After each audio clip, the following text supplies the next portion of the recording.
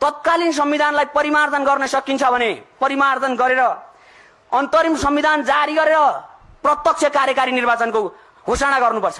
हामीले यदि संसदीय मुद्दा मानेको हुन्थ्यो भने आन्दोलन केका लागि गर्नु पर्थ्यो? त्यसो भएको हामी संविधान नमान्ने भन्नाले होइन, यो संविधानको सरकार गठन प्रक्रिया, यो संविधानले देखाएका जुन विधि र पद्धतिहरू हामी मान्दैनौँ, तर संविधानै मान्दैनौँ भन्न मिल्दैन।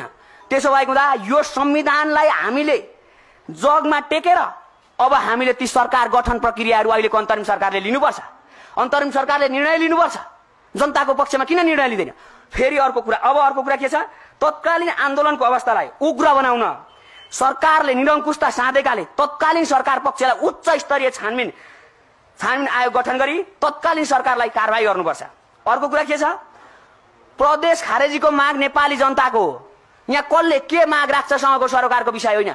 आन्दोलनका सडकमा उठेका मुद्दाहरूदेखि लिएर नेपाली जनताले चाहेका मुद्दाहरू सम्पूर्णले पेश गर्नुपर्छ। त्यसो हुँदा प्रदेश खारेजीको माग नेपाली जनताको माग रहेको हुँदा तत्काल खारेज गर्नुपर्छ। अर्को कुरा के छ फेरि?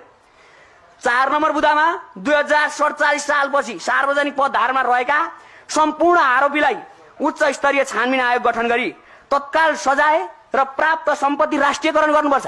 आज धेरैजना व्यक्तिहरू इमोसनल पार्न खोजिरहेका छन् राजनीतिक दलका कार्यकर्ताहरूले। यो देश सके भनेर। देश सकिएको छैन। देशमा जनता छन् र देशको भूमि छ। देशको सार्वभौम सत्ता, स्वाधीनता, इमानदारीता तरिकाले अगाडि बढ्छ देश। त्यसो हुँदा हामी विधिको शासन मान्छौँ भने विधि बनाएर भए पनि विधिको शासन मान्छौँ। त्यसो हुँदा अहिलेको विधि र पद्धतिमा हामी यो कुरालाई संशोधन गर्ने हो कि आन्दोलनकारीले केही पनि व्याख्या गर्न चाहँदैन? एकछिन साथीहरू, आन्दोलनकारीहरूले केही पनि व्याख्या गर्न चाहँदैन।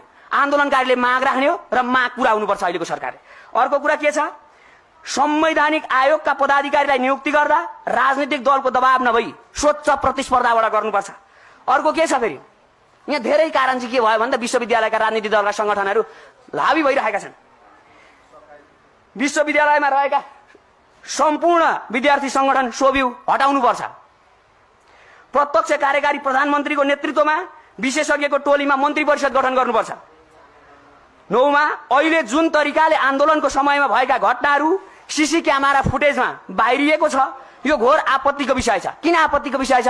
यो किन आपत्तिको विषय छ भन्दाखेरि अहिलेको तत्कालीन आन्दोलनमा को आयो भन्दा कोठाभाडा बस्ने साधारण मान्छे आयो। आज भरेबाट कोठाभाडा नपाउने स्थिति भइसकेको छ विद्यार्थीहरूको। प्राय गाउँका किसानका सन्तानहरू, मजदुरका सन्तानहरू आएर यो आन्दोलन सफल पारेको। त्यसो हुँदा कसैलाई राजनीतिक दलको दबावमा आएर आज उत्तेजना नपारियोस्।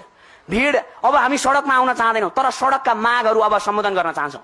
हामी सम्माननीय प्रधानमन्त्रीज्यू, माननीय गृहमन्त्रीज्यू, माननीय अर्थ मन्त्रीज्यू, माननीय भौतिक पूर्वाधार मन्त्रीज्यू लगायतका व्यक्तिहरूसँग हामी भेट्न चाहन्छौँ। हाम्रा मागहरू सुन्नुपर्छ। हामी सरकार गठन गर्ने बेलामा मतलब के आइपुग्न पाएनौँ। लगभग हामी विराटनगर